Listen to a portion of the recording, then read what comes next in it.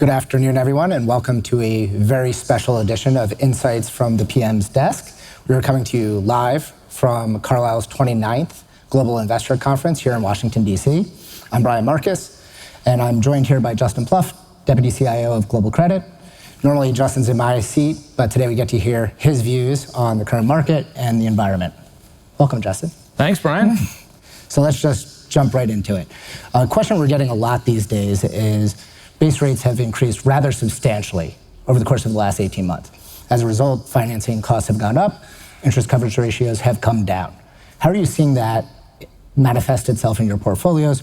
Are you seeing increased defaults, and what are your expectations? Yeah, the short answer is not yet. We haven't really seen increased defaults. Mark actually just drew up a slide there that said we have about 20 basis point default in private credit.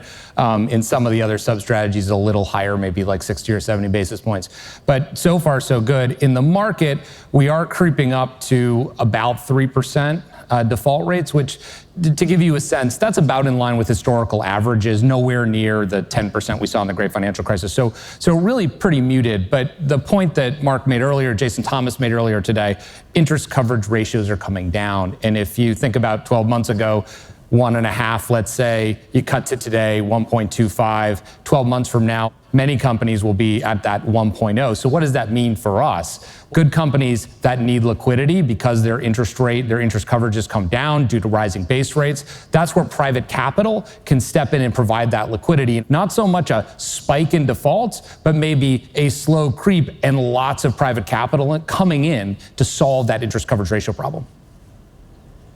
Very interesting. Maybe as a knock-on effect to that, and what we just discussed with interest coverage ratios coming down, we've seen the M&A environment really decrease this year relative to the past couple of years.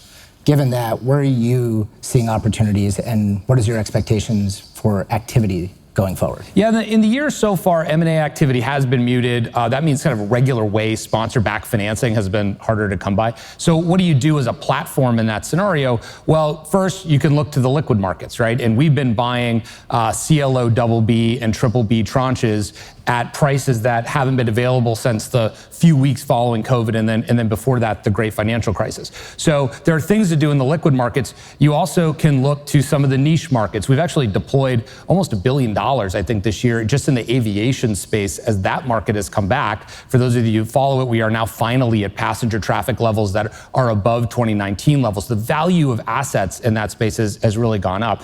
But I think as we move into the rest of the year, there's reason for optimism. We see spreads in the leveraged loan market coming in. We see spreads in the CLO market coming in. And then our pipeline in private credit right now is about $14 billion. Even though M&A has been, on a downslope for the year. Terrific. Definitely looking forward to the activity coming through. The pipeline has been building across all of our strategies. So you manage a number of portfolios across our platform. One of those is our cross-platform vehicle, CTAC. It's up about 10.5% year to date. What's driving some of those returns? Yeah, look, we're very pleased with the performance of that portfolio. And a couple of things, really every single sub-strategy that we have has generated positive returns for that portfolio this year. But I'd call out two. One would be the structured credit instruments that I just mentioned. The yields are tightening there, and so we've had some capital appreciation that's been nice to see in the portfolio. The other is our opportunistic portfolio. This is where we can charge for doing bespoke capital solutions. But I think what's really exciting about that particular strategy is that not only are we able to generate that excess interest, but we're doing it in an environment where we actually have better downside protection than we've had before. If you chart the equity amount that is in the companies below us, it's actually gone up over the last 12 months, not down. So very exciting to be able to generate those types of returns. Yeah, 10.5% positive return through less than 9 months year to date, and we're doing it without taking more credit risk. It's really an environment that's pretty exciting across the board, and something candidly that we haven't seen, and maybe definitely in the last 15 years, but maybe ever at these levels. Maybe switching gears a little bit here, not just here in global credit, but really across Carlyle, a big theme is the energy transition. How are you expressing that in your portfolios? We're seeing it in a lot of areas, but I think this is one where the rise in interest rates has really opened up the world to us. And what do I mean by that? Well, renewables have been very sought after and highly bid for a long time, and that really pushed them out of the yield area where we would target for some of our portfolios. With the rise in interest rates now, our capital has become that more valuable, and I'll give you an example. We just did a deal where we financed a solar project, really kind of to get it to the end of the construction phase and into the operational phase. If you look at the value of that project, we're really the top 30% of the capital structure, probably a double B to triple B type of rating equivalent. That's not something we've seen in our markets for a while, and so it's nice to see the energy transition trade coming back towards the private credit markets. So you've talked a little bit about the energy transition and the opportunity set there, a little bit about opportunistic credit providing bespoke capital solutions for businesses, the structured credit markets, how they've evolved. Where are you most excited to deploy capital throughout the rest of 2023? Yeah, well, one area that I really like are private securitizations.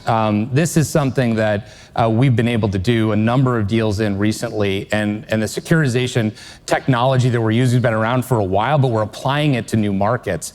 Typically, this is something you'd think of for the investment grade space, but for instance, we did a bond that is backed by a portfolio of middle market loans, triple B rated bond at 9%. Right? Again, those are not yields that we've seen in the private credit space for some time for that type of risk. The other area, which I think you've heard hit upon by a number of people today, Jason Thomas had kind of this slide at the beginning that said, no cash, but lots of asset value. That's a major theme that we're leaning into. And I'll give you two examples of that. One, we actually did a transaction with a company that is on the forefront of AI. They're a great company that we think has a bright future, but they don't have a lot of liquidity. We were actually able to finance chips for them, microchips, right? And give them a loan so that they can buy the microchips, hold them until they need to use them, and then pass them off through. Another one was in the media recently, a company called iRobot. They make the Roomba vacuum cleaner that goes around your house. They're actually getting bought by Amazon, but there's a long time between sign and close, and they need liquidity. This is a $1 billion public market cap company. So that shows you the value of bringing liquidity to the market. And I think for private credit, that's probably the biggest theme we're seeing, providing liquidity to great companies that don't have cash. Terrific. So we heard Mark say how difficult it is to project the future. We heard Harvey touch upon that earlier today as well. But I'm going to put you on the spot and ask you, as you look out over the next 5 years in the private credit markets, what are some things that you think could happen, and what are maybe some things that could surprise people? Yeah, so, right, we've heard many times that predicting the future is impossible, so we're going to try to do it now. Well, I'll give you a few trends that I am seeing. One, I just talked about securitization technology. I think about this a little bit, maybe a little bit like high yield bonds used to be. They were a financial innovation in the 80s, then there was a crisis, and then you think about them 40 years later, high yield bonds are kind of a boring asset class. Securitization is a little bit the same. There was innovation, we had a crisis, but a lot of securitizations did very, very well. So we're starting to see that technology be applied to many different private asset classes. I think you're going to see more securitization, not less, as we go forward. Another thing I expect, private credit will proliferate in the number of ways you can access it. So fewer GP/LP structures maybe, but more permanent structures, more structures available to private wealth investors. You can't have a conversation about the future at this conference without talking about AI. I am absolutely no expert on AI, but we're starting to use it in our business now. And I'll tell you at the very outset, the thing I noticed the most is that it allows us to act more quickly. It's speed. It's all the things that used to take human rote capabilities to do. We can now do them faster, and that's only going to increase. So what does that mean for private credit? Well, I think what it means is we'll be able to originate faster, underwrite faster, probably look at more deals. So today, if a deal is too small, we have to pass on it because we don't have the resources. It has to be a check of a certain size. I think with AI capabilities, eventually private capital will be able to do more granular deals and will move into more areas of the economy as that computing power allows us to just underwrite faster and originate faster. And then maybe the last thing I'll say is, manager consolidation. When I started in this business 16 years ago,